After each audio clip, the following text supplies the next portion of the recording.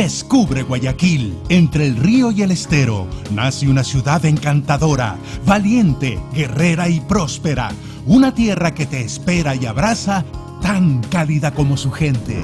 Descubre Guayaquil, perla del Pacífico, ciudad cosmopolita, vibrante y alegre.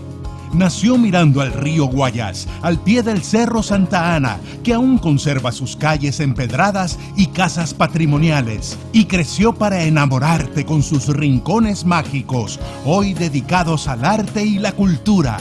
Desde lo alto, el faro nos guía para descubrir sus tesoros, sus bellos malecones, con amplios espacios y entretenimiento para todos, además de manifestaciones artísticas que reflejan con pasión nuestra identidad. Descubre Guayaquil y su exquisita gastronomía. Déjate sorprender por una explosión de sabores, desde las huecas tradicionales que reflejan la diversidad de la cocina ecuatoriana hasta lo mejor de la cocina internacional. Deleita tu paladar con nuestros productos estrella y conoce el cacao en todas sus formas. Descubre Guayaquil, puerta de entrada al Ecuador y al lugar más paradisiaco del mundo, las Islas Galápagos. Descubre Guayaquil, símbolo de progreso, puerto principal que no detiene el ritmo de su paso, ciudad viva, moderna, inteligente, innovadora, con espacios abiertos para disfrutar, fácil de recorrer y amar. Admira su desarrollo como uno de los destinos más importantes de la región, líder en Sudamérica para congresos y eventos, con fiestas, ferias, desfiles, congresos, conciertos y eventos deportivos todo el año. Guayaquil te espera para vivir emocionantes experiencias, un lugar al que siempre querrás volver. Guayaquil es mi destino. Buenas noches. Quiero saludar a mi contertulia, Andrea Torres Armas, y desde luego saludar a todas las amigas y los amigos que sé que están escuchándonos. Andrea está en la ciudad de Quito y nos une una ocasión muy singular y muy feliz, que es hablar sobre una de las emblemáticas, una de las más gigantes narradoras, como es Clarice Lispector. Así que buenas noches, voy a hacer una brevísima presentación de mi colega, Andrea. Hola, buenas noches con todos. Qué gusto verte, Cecilia. Lo mismo digo. Yo voy a presentar a Andrea y Andrea va a presentarme a mí. Hemos planeado que así puede ser un poco más divertido. Sé que algunos de ustedes tal vez ya han escuchado algunas conferencias, algunas charlas, y vamos a procurar que esta sea una conversación no superficial ni banal, pero ligera y amigable. Andrea Torres Armas nació en Quito, es escritora y correctora de textos, ha publicado el poemario Ubicación Geográfica de los Sucesos, así como artículos y traducciones en medios impresos y digitales como Revista Lina Mestra, Lexicalia, Letras del Ecuador, Casa Palabra, entre otras. Su poemario Alpa Camasca, Tierra Animada, obtuvo la mención de honor en el concurso internacional de poesía Ileana Espinel Cedeño. Consta en las antologías Señorita Satán, Nuevas Narradoras Ecuatorianas, Quito, El Conejo, 2017, Soñando en Bridaban, Miami, La Pereza Ediciones, 2015, y Tela de Araña, Guayaquil, Editorial Rasguño, 2017. Fue correctora del suplemento cultural Cartón Piedra y presidenta de la Asociación de Correctores de Textos del Ecuador. Es cofundadora de Turbina Helicoidal, Laboratorio Experimental, y con Andrea he tenido el gusto de conocerme aquí en la ciudad de Guayaquil. Bueno, muchísimas gracias por la presentación, Cecilia. Tengo el enorme gusto de que Cecilia sea actualmente mi profesora o haya sido mi profesora en la Universidad de las Artes, un espacio maravilloso. Cecilia Velasco ha escrito algunos libros con la editorial Lo que Leo, como Selva de Pájaros y Rosa Rosita. Con Panamericana, su obra Domadora de Leones. Ganó en el año 2010 el Premio Internacional Norma Fundalectura con su novela juvenil Tony. Además, sacó a la luz su poemario Palimpsesto en colaboración con la artista visual Pilar Flores de Editorial Paradiso. En 2017 publicó la novela El Día de la Gratitud con el sello editorial Alfaguara. Fue coeditora de la revista en línea Tête à Tête y ahora lo es de la guayaquileña Parlante. Vive desde hace 2 años en Guayaquil, donde disfruta de la visión del río, el calor y la humedad. Es profesora de la Universidad de las Artes. Muchísimas gracias por recibirnos en este encuentro con esta apasionante escritora. Sí, eso conversábamos con Andrea, ¿no? Conversábamos acerca de las múltiples entradas que pueden hacerse de Clarice Lispector y juntas hemos planeado un poco esta conversación, así que voy a pedirle a Andrea que empiece con una presentación a partir de un trabajo justamente de Andrea, cuyo título es Vivir es mi código y es mi enigma. Entonces vamos a compartir con ustedes esta presentación que tiene unas imágenes de la autora, unos breves datos biográficos y las obras principales. ¿Pueden ver ahí las diapositivas? Sí, se ven, Andrea. Perfecto. Entonces, quiero empezar con este collage. Esta es una imagen de la magnífica Marcela Rivadeneira. Es un collage preparado justamente para un artículo publicado en Cartón Piedra del marzo de este año. Entonces, ustedes conocen la obra de Marcela, no solamente literaria, sino también en su trabajo visual. Pueden visitar sus páginas y encontrar esta es una obra que me gusta porque siento que representa todas estas facetas de Clarice de las que vamos a hablar a continuación. Bueno, vamos a trabajar unos datos biográficos súper breves y creo que son básicos para entender un poco su vida y también su obra narrativa. Clarice Lispector nació en Chechnya, Ucrania, el 10 de diciembre de 1920 y su nombre originalmente era Chaya Pinkashovna, que significa la hija de Pinkas. Es de origen judío y su familia huyó de la persecución de judíos en Rusia, de los pogromos. En 1921, cuando apenas contaba con 1 año, su familia empezó su migración. Primero fueron a Moldavia, posteriormente a Rumania, y en 1922 llegan a Brasil, al nordeste brasileño. Hay una nota muy curiosa respecto del origen vital de Clarice Lispector.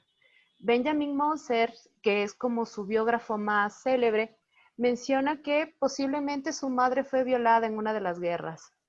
Y en Europa del Este había la creencia de que si una mujer embarazada con alguna enfermedad mental, que en este caso era la sífilis, quedaba embarazada, había una posibilidad de que este bebé curara a la madre. Entonces, esta concepción de Clarice Lispector marca un poco su vida.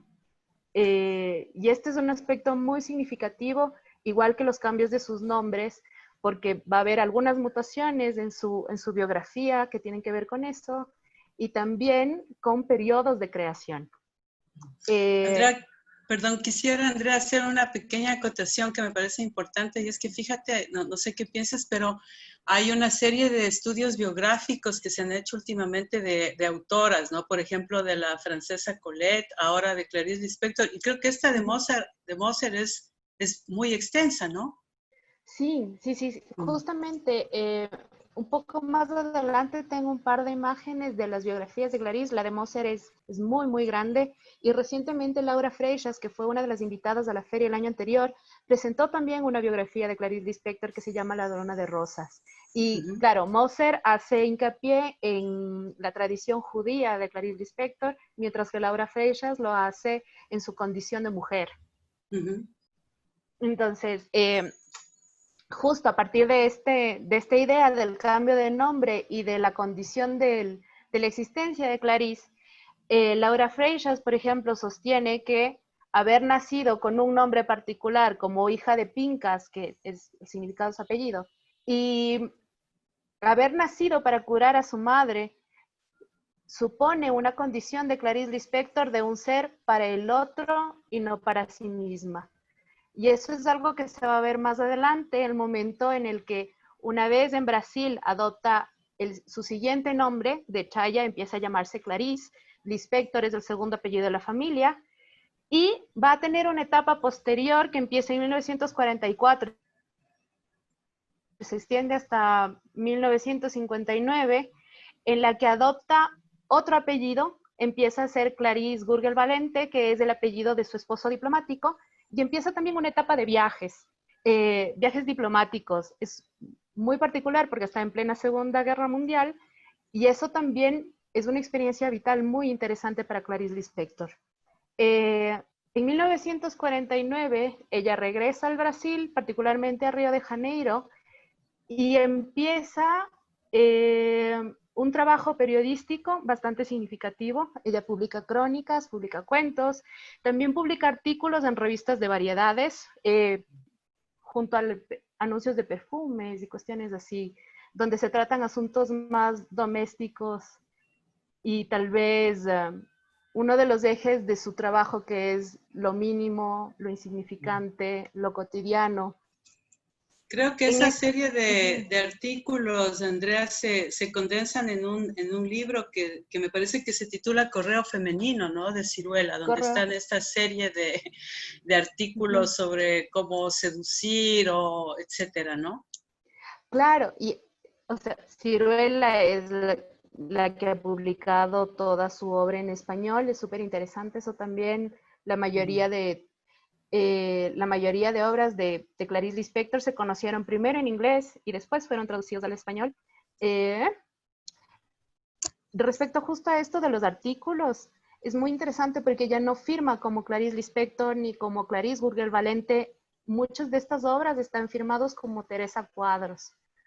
Y eso también es como el por qué elegir no firmar con alguno de estos nombres y ponerse de nuevo en un ser otro para escribir de estos tópicos y no su literatura, porque esta es una época también en la que produce literatura. Entonces, me parece bastante significativo. Y finalmente, porque esta es una biografía súper abreviada, después vamos a hablar de su obra. Ella muere el 9 de diciembre de 1977, un día antes de su cumpleaños, y murió un viernes. El sábado, como es el Sabbat, no se le podía hacer el sepelio, y es enterrada el día 11 porque había que respetar el Sabbat. Entonces, esto como a breves rasgos. Aquí encontramos algunas de las obras, algunas fotos de Clarice Lispector. Esta es, por ejemplo, su familia. Eran de origen, mientras estaban en Europa, tenían una posición acomodada. En Brasil son más bien pobres. Este es su carnet de periodista, en el que firma en la parte de arriba como Clarice Gurgel Valente y abajo como Clarice Lispector. Está afiliada un par de años apenas como periodista. Esta es una fotografía en la que está en Italia en la Segunda Guerra Mundial, donde ella es voluntaria para atender enfermos heridos de la guerra. Entonces, claro, está con su esposo, todo un diplomático, toda ella muy seria. Y esta es posiblemente una de las últimas imágenes que se conozca de ella, ¿no? De su única entrevista grabada en la televisión portuguesa. Y a propósito, comentábamos un día con Andrea cómo esta foto, ¿no? Nos muestra esta Clarice Lispector completamente desconcertante para quien le entrevista, porque el periodista a veces no sabe por dónde agarrarla, ¿no? Ella siempre mantiene esta actitud, digamos, no sé, esta mirada tal vez escéptica, seria, pero llena de humildad al mismo tiempo. ¿Recuerdas, Andrea, que nos sorprendíamos de cómo ella decía: no soy profesional, no soy una escritora profesional, no quiero que se me encasille como una escritora profesional en esta foto tan espectacular que tú has elegido, ¿no? Sí, es súper interesante porque este título del Vivir es mi código y es mi enigma, que es una frase de Clarice Lispector, refleja muchísimo cuál es su posición frente a la escritura y también frente a la vida. Y es algo que se traduce muchísimo en sus novelas y en algunos de sus cuentos. Estas son algunas de sus obras. Como les comentábamos, escribió literatura infantil, crónicas, artículos de variedades, escribió 9 novelas, todas ellas publicadas con diferentes editoriales, hay algunas obras póstumas también, y algo que me parece muy, muy interesante es que, por ejemplo, Cerca del corazón salvaje, por ejemplo, su novela, ella la escribe apenas con 19 años y la publica cuando tiene 21 y recibe un premio. Y sin embargo, durante algún tiempo ella goza de cierto reconocimiento en Brasil, pero sigue siendo una escritora extraña, una escritora rara, cuya literatura es difícil de clasificar. Bueno, perdona, ahí están justamente estas imágenes de las portadas de las biografías a las que te referías y nos referíamos hace un momento, ¿no? Sí, está justamente su biografía oficial, que es esta de Benjamin Moser, está la de Laura Freixas, está esta otra publicada por Nadia Batea, de Adriana Hidalgo. Entonces, era un recorrido súper esquemático por su vida para que podamos empezar a abordar su obra literaria. Bueno, Andrea, muchas gracias. Habíamos planeado nosotras en un primer momento referirnos especialmente a esta novela que tal vez ha sido de las más comentadas, que es La Pasión según G.H.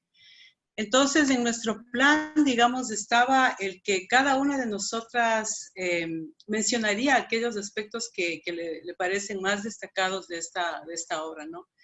Yo quisiera decir antes de eso, de modo muy rápido, que yo he estado leyendo nuevamente este libro y me ha resultado sumamente reconfortante, digamos. Me parece que es de esos libros, o sea, quienes dicen que cuando están en una crisis existencial, leen el Quijote o leen la Biblia o leen un libro que pueda servir como de soporte, de consuelo. Y me parece que a pesar de un cierto escepticismo que está en la obra de Clarice Lispector, al mismo tiempo esta es una obra que puede de alguna manera confortar y acompañar, ¿no? Es una obra que se publica en 1964 y respecto de lo que decía Andrea, y por supuesto, Andrea, quiero decirte que si es que en algún momento hay algo que tú quieras decir, alguna acotación, del mismo modo que yo he hecho cuando tú intervenías, desde luego lo hagas, ¿no?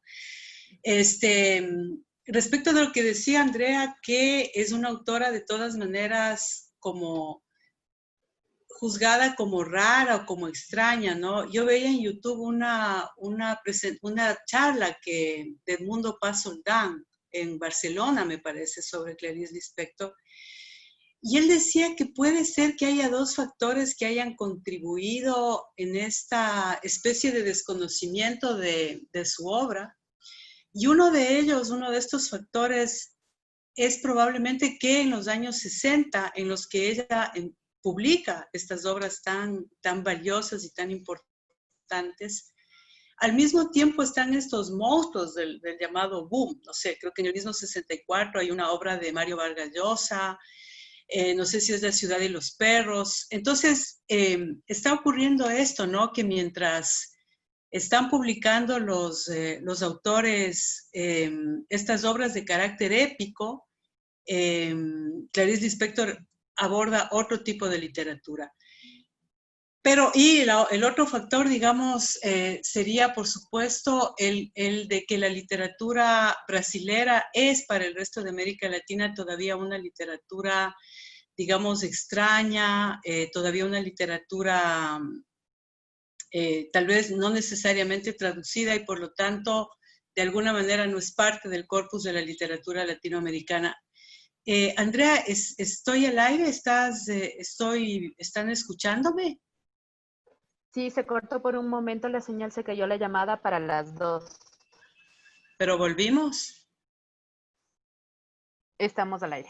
Ok, muchas gracias. Entonces, digamos, yo quisiera decir que me parece que en La Pasión según GH yo quisiera destacar unos pocos elementos, digamos, que me parecen los que a mí personalmente más llaman mi atención, ¿no? Por un lado, me parece que está este asunto de la estructura, estos capítulos más bien breves y cómo el capítulo termina del mismo modo que el próximo capítulo comienza, ¿no? Y eso, Andrea, no sé qué opinas, pero a mí me parece que genera un cierto vínculo con lo lírico, porque en la lírica, tú también que has publicado poesía, digamos, sabemos que un recurso es la repetición, ¿no? Y me da esta impresión como de que este factor vincular a una obra que, bueno, es una novela, es una obra narrativa con el género lírico. No sé qué piensas tú. Sí, estoy totalmente de acuerdo con eso, pero también me gusta, o sea, el momento en el que yo noté esto, yo pensé también en la vinculación que puede tener con la música, con esta idea responsorial, que justamente te da el pie de cómo termina, cómo respondes y cómo generas una continuidad y una dinámica, ¿no?, del relato.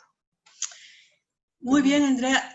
Con lo que dices me surge otra inquietud que me va a sacar un ratito del guión que yo tenía escrito. Cuando tú dices que tiene una estructura musical, de alguna manera responsorial, a mí me ha dado la impresión en ciertos momentos como de que yo estuviera leyendo también una especie de oración. No sé si como una especie de salmo. Y tal vez en momentos oscuros y de desconsuelo, por eso este libro me ha dado esta sensación. También un poco de lo religioso. ¿Qué dirías tú? ¿Es una atea radical? ¿No es atea?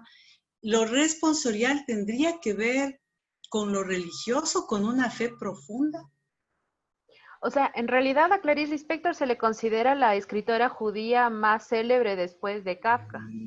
Entonces, no sé si podría afirmar que es una atea o no, pero yo sí encuentro algunos elementos de cierto misticismo en sus obras. Y no sé si es que necesariamente están asociadas con una religión determinada, sino más bien con una idea tal vez de algo espiritual.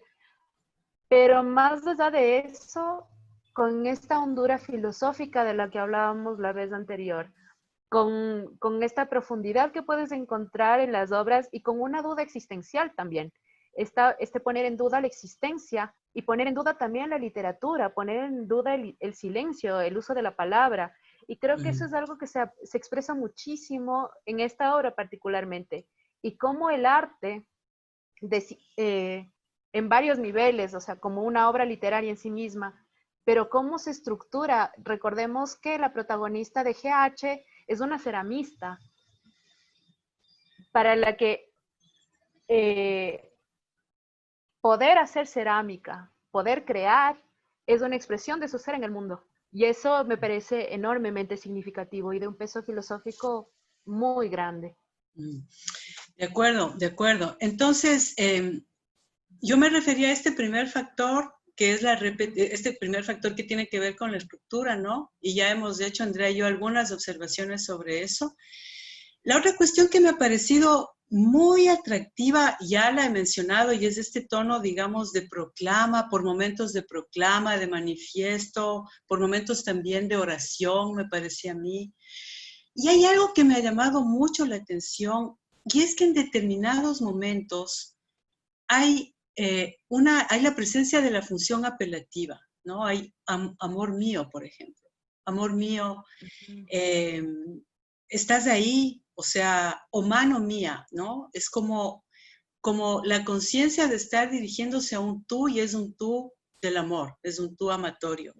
Por ejemplo, en un momento dice, ¿cómo recompensarte?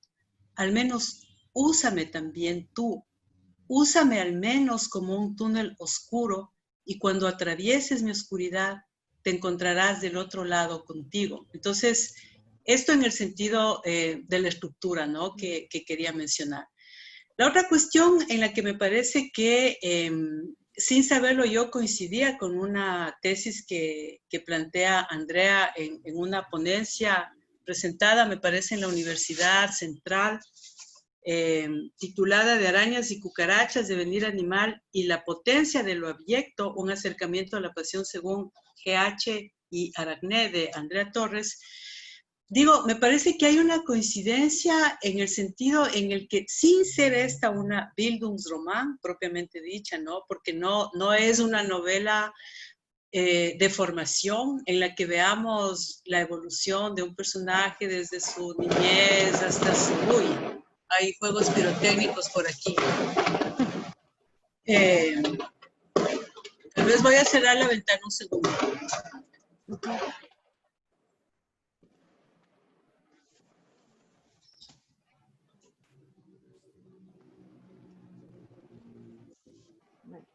Perdón, el cielo se cae un poquito. Decía yo que me parece que pudiéramos hablar de esta novela de formación en el sentido de que tenemos a una mujer perteneciente a una cierta burguesía, digamos, que tras una especie de epifanía, llega a unas certezas respecto de la propia condición humana.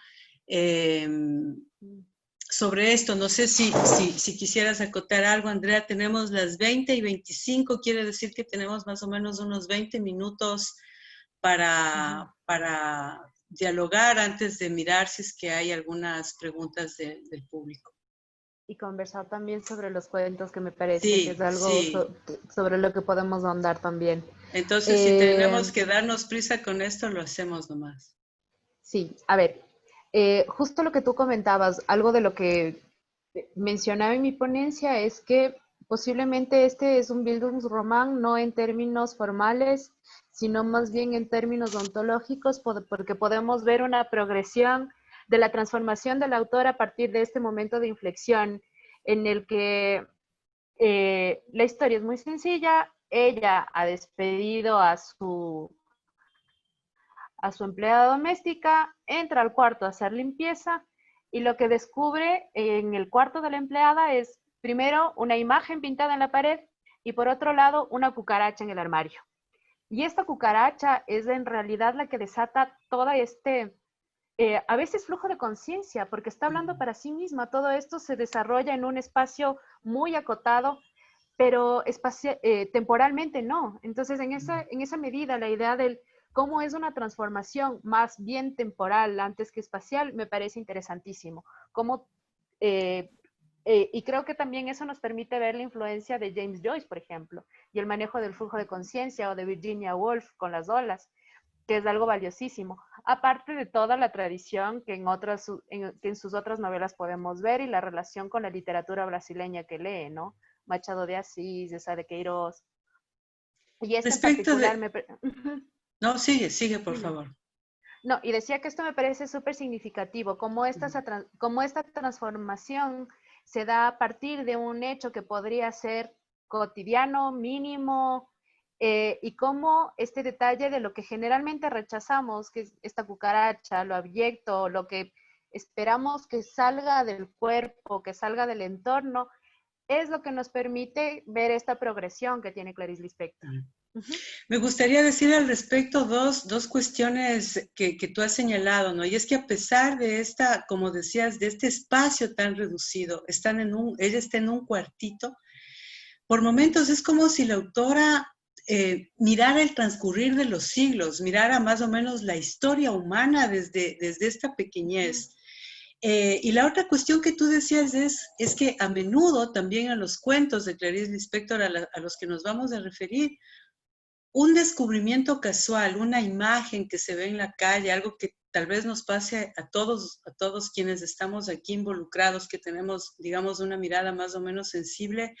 No sé, en un cuento, la mirada de un ciego que está masticando chicle, o el encontrarse en un lugar inesperado. Estos pequeños detalles desatan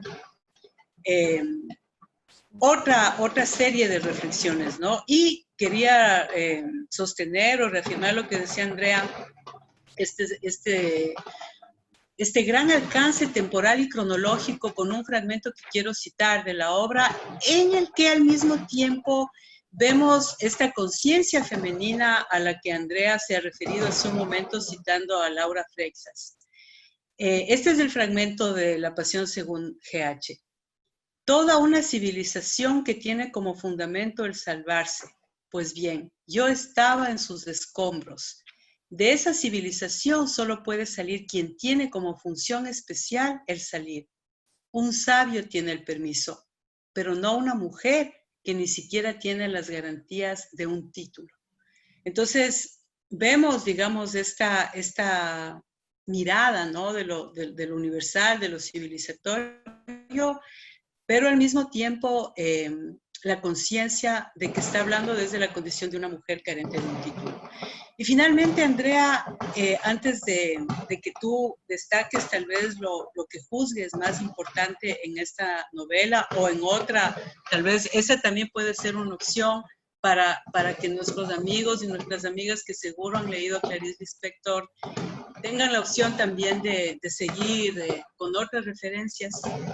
Lo último, digo, que yo quisiera destacar de esta obra es la presencia de lo que yo denominaría como un humanismo radical, al mismo tiempo una especie de posthumanismo, de postura filosófica en la que no soy una experta, pero más bien esta novela me ha permitido decir, tal vez este es el posthumanismo del que hablan mis alumnos, mis alumnas, mis colegas profesores más jóvenes y más actualizados que yo en esto, y un vitalismo, ¿no? Esas tres cuestiones a mí me han impresionado mucho de esta novela, puesto que existe en el personaje un afán de trascender su propio ser y un deseo de, en cierto modo, ser otro, incluido el animal. Dice en algún momento el personaje, mi vida no tiene un sentido solamente humano, es mucho mayor. Es tan grande que en relación con lo humano no tiene sentido. Eso, Andrea, no sé si sobre esto, y solamente decía, digamos, es como a partir de un humanismo radical y del reconocer, como ella dice, la vida cruda, la vida indiferenciada, que se puede llegar a esta trascendencia del humano, esta postura, digamos, posthumanista. Y por otro lado, yo les decía, me parece que hay este apego tan fuerte, ¿no? A la vida sin, como ella dice, sin el condimento de las palabras. Andrea. A ver, sí, yo creo lo que mencionaba, yo creo que la obra de Clarice Lispector tiene una hondura filosófica súper fuerte que nos puede conducir por varios filósofos, desde pensar en su relación con el tiempo y San Agustín, hasta posteriormente pensar en la idea del acontecimiento. Por ejemplo, una de las lecturas que yo he explorado es la relación con el devenir menor, y que es una de las propuestas de Deleuze y Guattari, sobre todo con esta enunciación de la fórmula N-1 y la idea de esta posibilidad no de convertirse en una cucaracha, que es lo que sucede, por ejemplo, en La Pasión según GH, sino de venir cucaracha, de venir mujer, que es en realidad encontrar una zona de indiferenciación en la que hay una especie de adopción del código de la animalidad, una adopción del código de lo femenino, que es una potencia creadora, y también lo que yo había propuesto como una idea de la potencia de lo abyecto como una cuestión emancipatoria. Y de hecho, eso es algo que me interesa muchísimo en las obras de Clarice Lispector, no solo en La Pasión según GH, sino también, por ejemplo, en Agua Viva. Hay algunos críticos que sostienen que la misma protagonista de La Pasión según GH podría ser lo de Agua Viva. Y de hecho hay algunos elementos en común que se pueden encontrar. Por ejemplo, hay una idea en común que menciona, por ejemplo, en una de las primeras páginas, por ejemplo, de Agua Viva, Clarice, el yo escritor menciona, la palabra es mi cuarta dimensión, que es algo que también vamos a encontrar justamente la idea del cómo el lenguaje es la posibilidad de la existencia expandida en La Pasión según GH. Entonces, yo creo que podríamos tener muchísimas formas de aproximación y se me ocurre que podríamos tener lecturas tal vez un poco más contemporáneas, incluso con la idea del compost de Donna Haraway, no solamente con esta aproximación vital, sino también como un recurso del reusar obras, de tomar elementos de obras, reciclar cuentos. Una de las cosas que me gustaría conversar más adelante contigo, justo respecto a estos cuentos, es que muchos de ellos fueron reescritos apenas con variaciones por cuestiones de apuros económicos.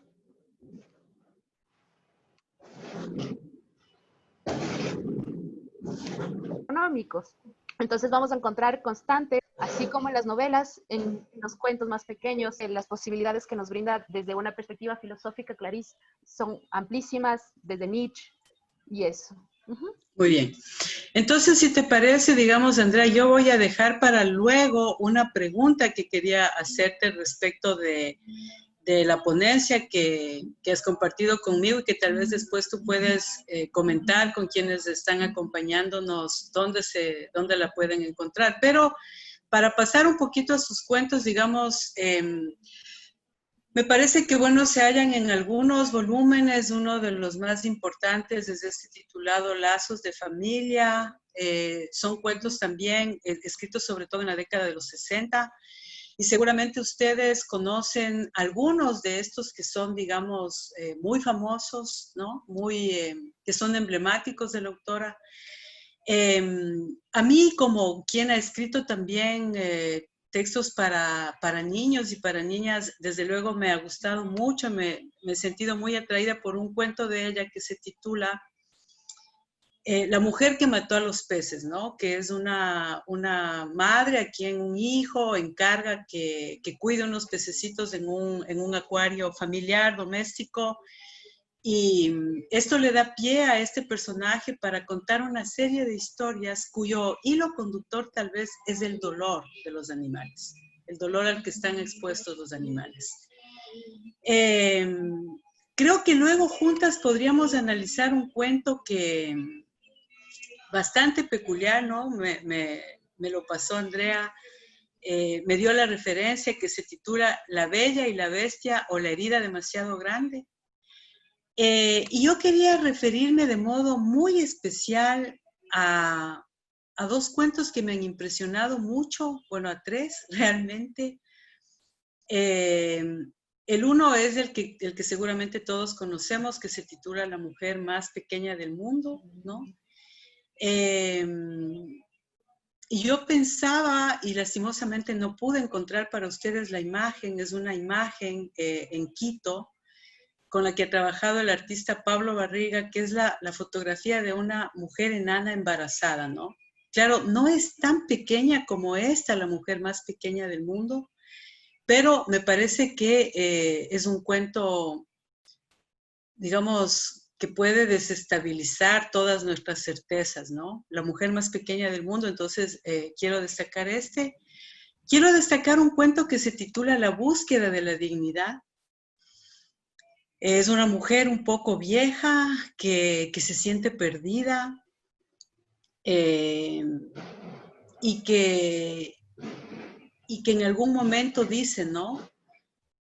Era una perra de 4 patas, sin ninguna nobleza, perdida a la altivez última, a 4 patas, un poco pensativa tal vez, pero debajo de la cama solo había polvo.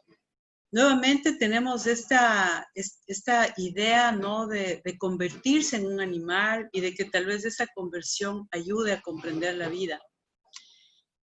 Y el otro cuento, no sé si dije 3 o 4, pero creo que bueno, tal vez al último podemos referirnos juntas, Andrea, pero el otro que me parece verdaderamente desafiante es el que se titula Una gallina, ¿no? Entonces, tenemos a esta gallina doméstica. Una de las cuestiones en las que más insiste esta voz narrativa es en que ya no ser devorado. Solo el que ya alguien no nos devore, ya es una causa de felicidad. Entonces, tenemos a esta gallinita que tras un acto heroico de huir, de pretender huir, medio vuela por ahí por el muro, después pone un huevo, y todos dicen, oh, esta gallina sí nos ama, no la vamos a matar, y todos la adoran un tiempo hasta que finalmente, claro, le cortan el pescuezo y se Hasta la que se la devoran, comen. como tiene que ser con las gallinas, ¿no? Entonces, Andrea, esto un poco sobre los cuentos, tal vez tú podrías referirte a este que me hiciste conocer ahora, este impresionante de La Bella y la Bestia o La herida demasiado grande. Sí, antes de seguir con con este cuento de la Bella y la Bestia y la herida demasiado grande, yo tengo una consulta. Hay hay una cuestión que a mí me inquieta muchísimo en las obras de los cuentos de Clarice Lispector, que tienen que ver con el tema de la maternidad.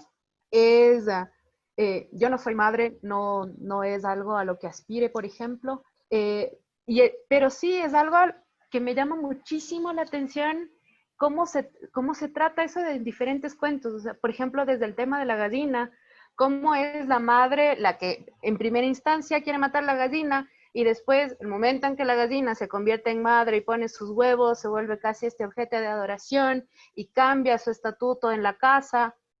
Pero también vemos, por ejemplo, la cuestión de la maternidad en la mujer más pequeña del mundo. Pequeña Flor está embarazada y eso eh, es justamente una condición de felicidad para ella, no tanto por el hecho de la maternidad, sino porque menciona que, por ejemplo, tiene a su concubino, tiene su casa, tiene una vida sexual activa, tiene autonomía, y uno de sus logros es que, igual que la gallina, no ha sido devorada todavía. Esa es una de las cuestiones que nos cuenta el antropólogo sobre Pequeña Flor. Ha logrado no ser devorada y esa es una razón para ser feliz ya. Y también en cómo funciona la cuestión de la maternidad, en justo esta exploración en su cuento sobre los peces, que está dedicado a sus hijos, la mujer que mató a los peces. Entonces, ¿cuál es tu perspectiva frente a esta idea de la maternidad? Es una idea que yo no conozco. Eh, Sabes que me da la impresión, Andrea, digamos, una de las características, creo yo, de esta autora es el pensamiento paradojal. Y me parece que es también la ironía y muchas veces la autoironía.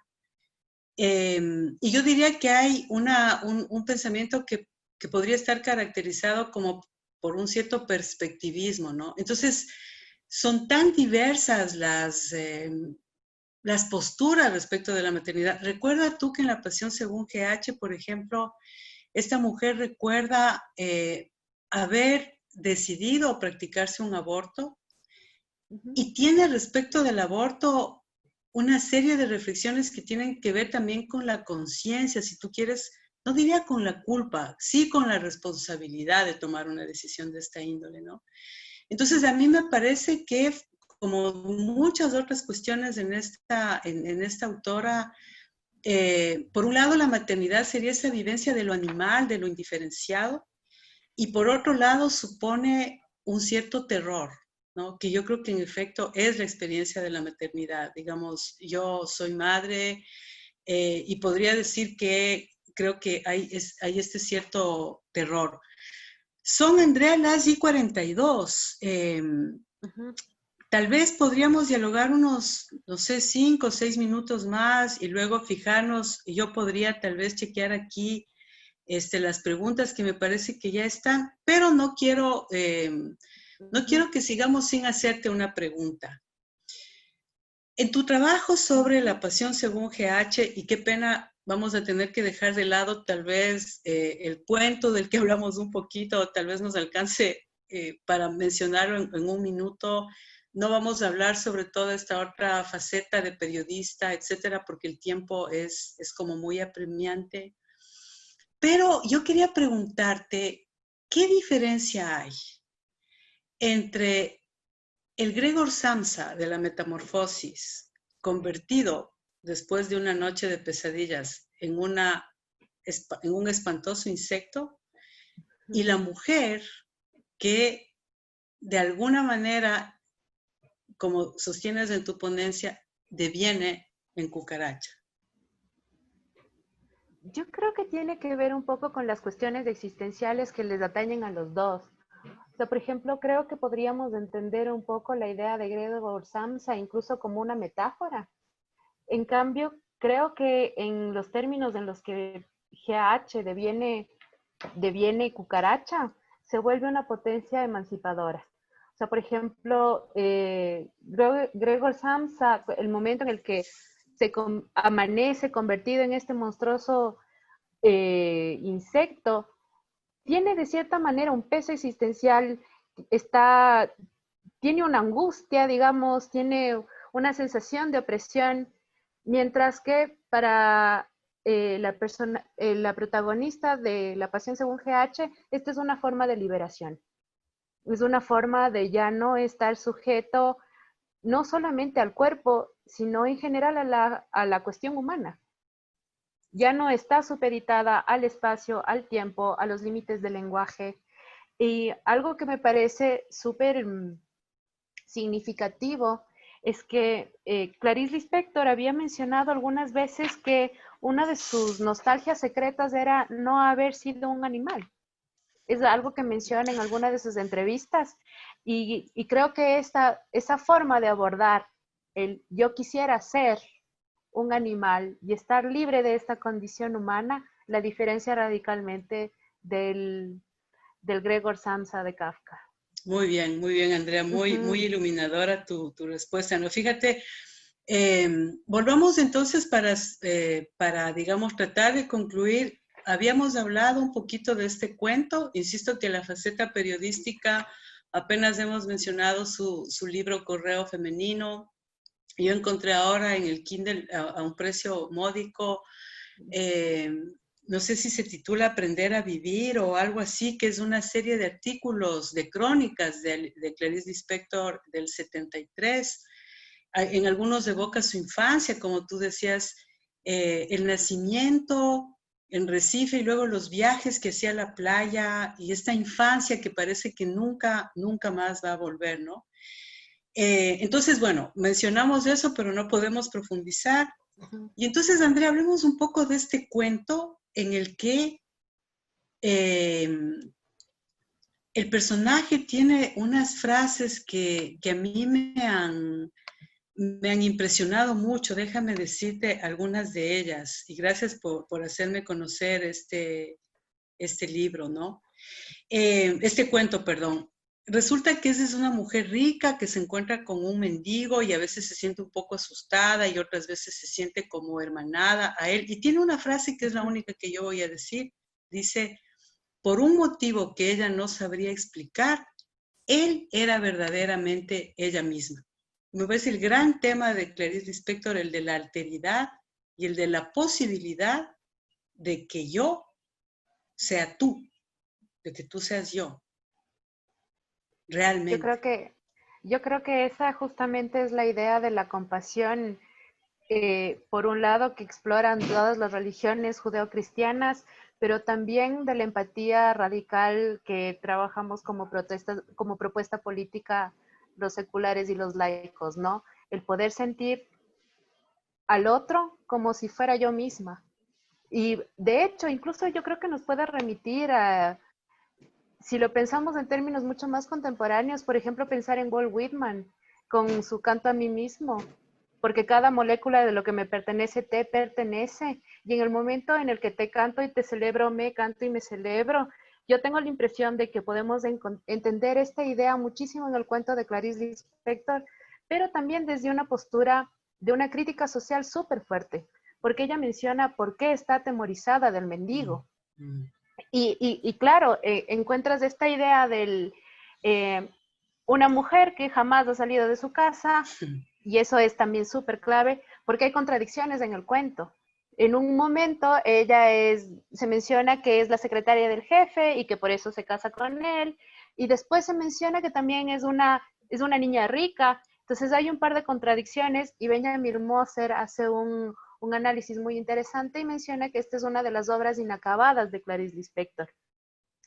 Pero Clarice Lispector también menciona que parte de su obra es trabajar con el error, con lo imperfecto y con con lo inacabado. Entonces me parece clave. Y claro, encontrar que en determinado momento ella se da cuenta de que está tan asustada como el mendigo porque el mundo les es un lugar extraño a ambos y que eso les pone en una situación semejante, me parece maravilloso.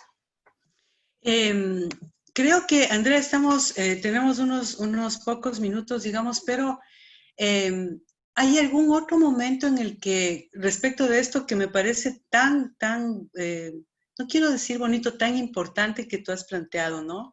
Esta empatía radical como una postura política también en estos tiempos me parece clave y quiero rescatar eso. Creo que en Clarice Lispector no está ausente, digamos, de esta conciencia política, social, ¿no? En muchos momentos habla de los ejércitos de mendigos, ¿no?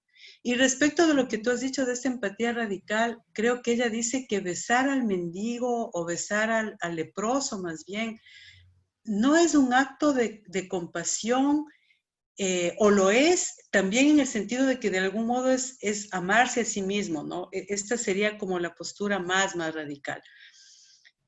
Para ir un poco cerrando, ¿qué opinas, Andrea, respecto de esta otra faceta que sería la... Se colgó. O sea, tú estás en una peluquería, tú conversas con el peluquero, lees tal vez revistas en las peluquerías. ¿Qué belleza puede haber en lo banal si es que la hay?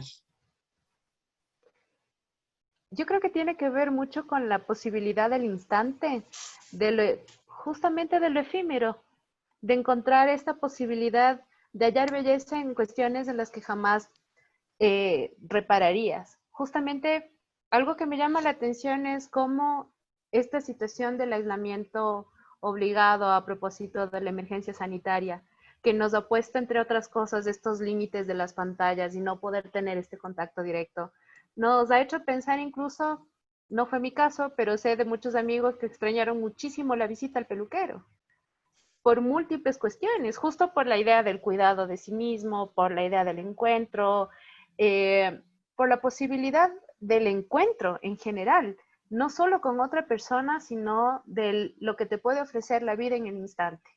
Y encontrar que alguien pueda retratar eso y hacer que trascienda, me parece súper significativo. Voy a leer, Andrea, un fragmento final que ha compartido con nosotros Mauricio y tenemos 4 minutos, un brevísimo comentario tuyo. Es un extracto de Clarice Lispector. Dice, más allá de la oreja existe un sonido, la extremidad de la mirada, un aspecto, las puntas de los dedos, un objeto. Es allí a donde voy. La punta del lápiz, el trazo. Donde expira un pensamiento hay una idea. En el último suspiro de alegría, otra alegría. En la punta de la espada, la magia. Es allí a donde voy. En la punta del pie, el salto. Parece la historia de alguien que fue y no volvió. Es allí a donde voy. Me parece bellísimo. Yo quisiera también cerrar con mientras encuentro el fragmento, no sé si querías continuar tú con el siguiente. Sí, Justo una reflexión que hace ella sobre el lenguaje. Dale, Andrea, si ya encontraste, dale tú. No todavía, Yo voy continúa, por primero. favor. Ok. Sí. Este fragmento está tomado de La Pasión según GH. Hubiera querido leer este otro de este recuerdo del viaje a la playa en la infancia, pero bueno, este es del monstruo, ¿no? Oh Dios, me sentía bautizada por el mundo. Tenía yo en la boca la materia de una cucaracha y por fin había realizado el acto ínfimo. No el acto máximo, como antes había pensado, no el heroísmo y la santidad, sino por fin el acto ínfimo que siempre me había faltado. Siempre había sido incapaz del acto ínfimo y como el acto ínfimo me había desheroizado. Esa me parece que es una postura vital maravillosa, ¿no? Quitarnos de esta aura heroica, épica que a veces tenemos. Me parece bellísimo ese fragmento. Yo quisiera complementarlo con otro de este mismo libro, porque me parece que se relaciona justamente con la idea del lenguaje y del tiempo. Dice, voy a crear lo que me ha acontecido, solo porque vivir no se puede narrar. Vivir no es vivible. Tendré que crear sobre la vida y sin mentir. Crear sí, mentir no. Crear no es imaginación, es correr el gran riesgo de acceder a la realidad. Entender es una creación, mi único modo. Precisaré con esfuerzo traducir señales telegráficas, traducir lo desconocido a un idioma que desconozco y sin entender siquiera para qué sirven las señales. Hablaré en este idioma sonámbulo, que si estuviese despierta no sería lenguaje. Entonces, creo que este párrafo de Clarice Lispector nos habla sobre justamente no podemos vivir sino crear. A 1 minuto 53 minutos de que esto termine, quisiera expresar desde luego un agradecimiento que no nos van a escuchar a las productoras, ¿no? Comentábamos con Andrea que en general estas producciones son fantásticas. Tú me decías que Carmen Lozada, ¿puede ser? Elena Lozada. Elena Lozada es una de las traductoras claves, o sea, viva los traductores, creo que nos faltó hacer ese crédito. Sin ellos seguramente quienes hablamos castellano no habríamos podido acceder a esta obra.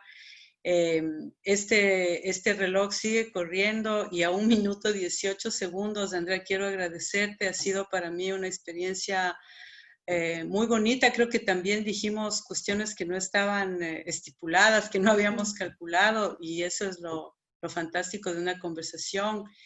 Muchas gracias por tu participación y muchas gracias a quienes nos han escuchado esta noche. Muchísimas gracias, Cecilia, también a ti. Ha sido una conversación lindísima. Ojalá que sería hermoso si se pudiera extender. Aquí veo en el chat, solo antes de terminar, que hay un par de preguntas que nos hacen que tienen que ver con obras que recomendamos. Por ejemplo, yo creo que uno, como en Botica, podría encontrar una obra de Clarice